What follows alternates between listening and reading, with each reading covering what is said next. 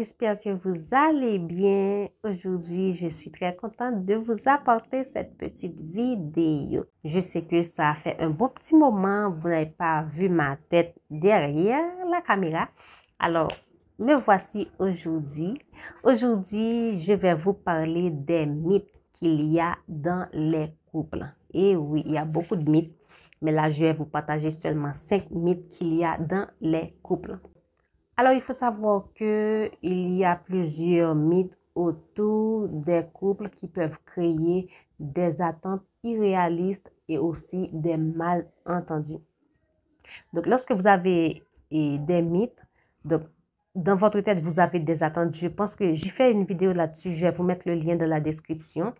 Et ces choses que vous ne dites pas à votre partenaire sous prétexte qu'il peut tout savoir parce que c'est votre partenaire. Dans votre tête, vous ne faites que.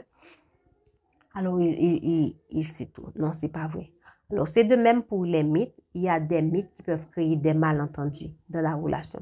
Alors, je vais vous donner 5 mythes qui peuvent créer des malentendus dans votre relation. Et si vous voyez que dans ces 5 mythes-là, il y en a 2, 3, 4, 5 qui s'installent dans votre relation, je ne dis pas que c'est facile, mais essayez de vous en débarrasser. C'est très important. Parce que comme je le dis toujours, pas d'attente, pas de déception. Mythe numéro 1. Le véritable amour est sans effort. Quoi? Le véritable amour est sans effort. Ah oui, voilà. Et c'est quelque chose que je rencontre assez souvent chez les chrétiennes, surtout. Donc voilà, c'est Dieu qui m'a donné cet homme-là. C'est Dieu qui m'a donné cette femme-là. Voilà, j'ai pas d'effort à faire. Et puis si cette personne-là même, c'est la femme de ma vie ou c'est l'homme de ma vie. Donc, cette personne-là est à moi, j'ai pas d'effort à faire. Quoi? Ah, donc, peu importe que c'est Dieu, peu importe que c'est vous qui avez choisi cette personne, je ne sais pas, ça va dépendre de vous. Vous avez des efforts à faire.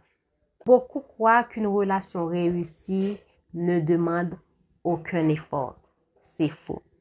Peu importe que cette personne-là vous aime de tout son cœur, peu importe que c'est Dieu qui vous a donné cette personne, alors oui, il y a du travail à faire. Il y a du travail à faire parce que Dieu ne vous a pas donné et un ange comme ça tombé du ciel, zéro défaut. Non, il y a du travail à faire. C'est très important. Ça, c'est le premier mythe qui peut créer des malentendus dans la relation, qui peut aussi finir par briser la relation. Mythe numéro 2, les âmes sœurs ne se disputent jamais. Quoi? Les âmes sœurs ne se disputent jamais? Eh bien, je ne sais pas, vous êtes le Père, le Fils et le Saint-Esprit et vous formez qu'un. Alors là, pas de dispute, zéro dispute, il n'y a jamais de malentendu. Donc, vous avez les mêmes goûts, les mêmes choix, vous voyez les choses de la même façon, zéro malentendu. C'est faux. Parce qu'il faut savoir que les désaccords dans un couple sont normaux. C'est normal. Je ne dis pas que vous allez volontairement chercher des désaccords comme ça pour semer des discordes, pour semer des ragots dans votre couple, des potins. Mais les désaccords sont normaux dans un couple. Alors, il faut vous faire à cette idée. Deuxième mythe qui est faux. Mythe numéro 3. L'amour suffit à tout résoudre. C'est faux. L'amour ne va pas résoudre votre problème d'infertilité. L'amour ne va pas résoudre votre problème de manque de confiance en vous. Si dans la relation, vous manquez confiance en vous. L'amour ne va pas changer votre partenaire psychopathe en quelqu'un de sain. L'amour ne va pas changer votre problème d'argent dans le foyer ou dans la relation. L'amour ne va pas vous rendre riche comme ça, juste il y a de l'amour et on est devenu riche. Non, non, non, non, non. L'amour ne va pas tout résoudre. L'amour ne va pas résoudre votre malentendu. Par exemple, il y avait une dispute et voilà, on s'aime, on est amoureux et vous passez l'éponge comme ça. L'amour résout tout. Non, non, non, non. Vous allez voir, à chaque chose, vous passez l'éponge, vous passez l'éponge, vous passez l'éponge. Un beau jour, ça va exploser. Ça va exploser. Pourquoi? C'est parce que vous n'avez jamais rien résolu du tout. Donc, vous passez l'éponge sous prétexte que vous vous aimez, vous ne voulez pas de dispute dans votre relation et tout le tralala. Non, c'est pas bon. Il faut régler les choses. Alors, l'amour ne suffit pas à tout résoudre. C'est encore faux. Troisième mythe qui est faux. Il faut savoir que bien que l'amour soit la base importante, mais il y a d'autres facteurs pour que la relation marche bien, pour que les problèmes, les malentendus soient résolus. Il y a la communication, la confiance, le respect. Ces choses-là sont importantes dans la relation. C'est très important. Quatrième mythe, si on est vraiment amoureux, on doit tout partager. Donc, je sais qu'il y a certaines personnes qui ne vont pas être d'accord avec moi, surtout les personnes qui sont et les chrétiens comme moi. Je suis chrétienne, là, je ne suis pas en train de vous jeter de la pierre. Mais il y a certaines personnes qui sont comme ça. Si on est vraiment amoureux, on doit tout partager. Je dis que c'est faux. C'est par exemple, ok, voilà, je suis là avec mon petit ami ou mon fiancé ou mon mari, ça va dépendre. Ok, je suis coach en relation et je suis en train de coacher, par exemple, une amie qui ne trouve aucun problème à ce que je la coach, ou si c'est un ami qui ne trouve aucun problème à ce que je le coach. Et voilà, il me raconte ses problèmes.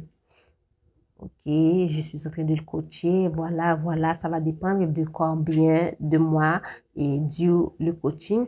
Mais peu importe, cette personne-là m'adresse en tant que professionnel. Deuxièmement, c'est en termes de confiance aussi. Premièrement, c'est de façon professionnelle.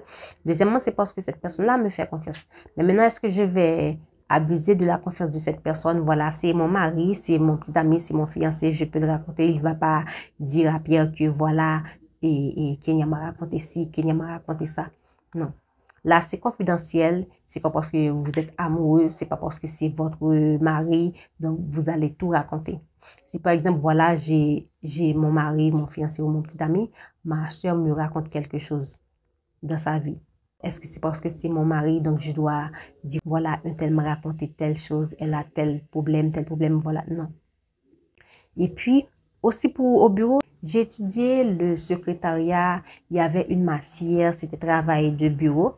Donc, il y a mon professeur qui m'avait dit que on n'a pas le droit de tout raconter, soit chez nous, à notre mari, tout ce qui s'est passé au bureau. Il y a certaines choses qui sont confidentielles, il y a certaines choses qui regardent votre travail. Ça ne regarde pas votre mari, là, ça c'est votre travail. Assez souvent des personnes qui racontent tout.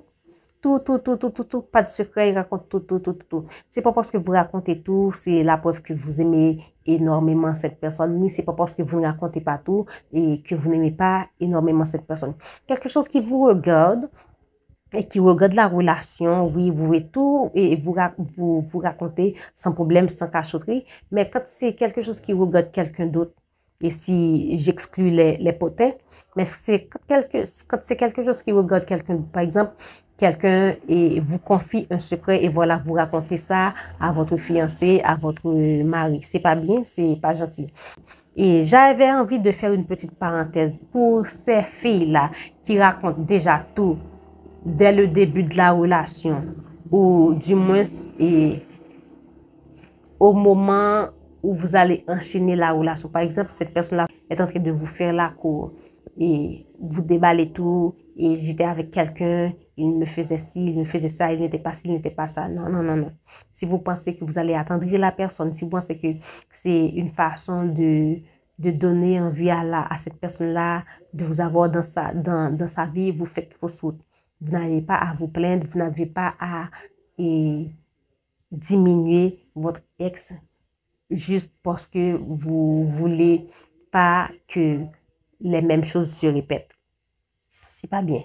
Et au début de la relation aussi, vous racontez déjà telle chose. J'ai été, par exemple, violée. J'ai vécu dans une relation avec un pervers narcissique. Il me faisait ci, il me faisait ça. J'ai ça, ma famille. Vous racontez des tas de choses comme ça là au début de la relation. C'est pas bien.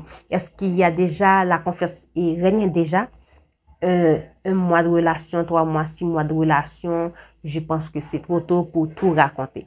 Mais une fois que c'est déjà, et vous sentez que c'est la bonne personne, vous allez dans la même direction, vous voyez la transparence.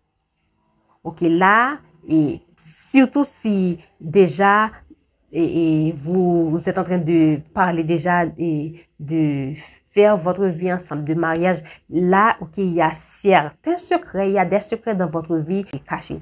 Parce qu'au fil du temps, arrivé 1 an, 2 ans, 3 ans de vie commune, et puis cette personne-là apprend que voilà, et vous étiez telle chose, il s'est arrivé telle chose, là, c'est pas bien. Au tout début, c'est pas bien. Et une fois que c'est déjà dans le mariage et tout le tralala, c'est pas bien non plus. Donc, il faut savoir quand raconter les choses et ce qu'il faut raconter et ce qu'il ne faut pas raconter. C'est très important. Bien que l'intimité est cruciale dans la relation, il est très important de garder une part de vie personnelle et d'indépendance dans la relation. C'est très important. Cinquième, pour finir, les bons couples ne changent pas. Je ne suis pas d'accord, c'est faux. Il faut savoir que chaque individu et chaque couple évolue avec le temps. Si par exemple, vous êtes cette personne-là que vous êtes aujourd'hui et 2 ans plus tard, vous êtes une autre personne dans le sens que vous évoluez. C'est pas que vous étiez une bonne personne, maintenant vous êtes une mauvaise personne, vous étiez quelqu'un de sain, vous êtes devenu toxique, vous étiez quelqu'un de sain, vous êtes devenu psychopathe et sociopathe. Non, c'est pas dans ce sens-là. Il faut savoir que on évolue. Le monde change, le temps change, on évolue, on fait des expériences, on fait de nouvelles études et on rencontre de nouvelles personnes et on écoute des choses nouvelles, on voit les choses différemment. Alors oui, le monde change, les êtres humains changent. Alors oui, le couple aussi peut changer. Mais ce que vous devriez faire, vous devriez travailler à ce que votre couple ne change pas et en mal, mais en bien. Vous évoluez ensemble, vous avancez ensemble dans la bonne direction, d'une façon saine, pas d'une mauvaise façon, ni pas d'une façon toxique. C'est très important. Pour finir, je vais vous donner un petit conseil. Sachez que ces 5 mythes-là que je viens de vous citer peuvent fausser la perception de ce à quoi ressemble une relation saine. D'ici là, j'espère que cette vidéo va vous aider. Je vous dis à la prochaine pour une nouvelle vidéo. Bye bye!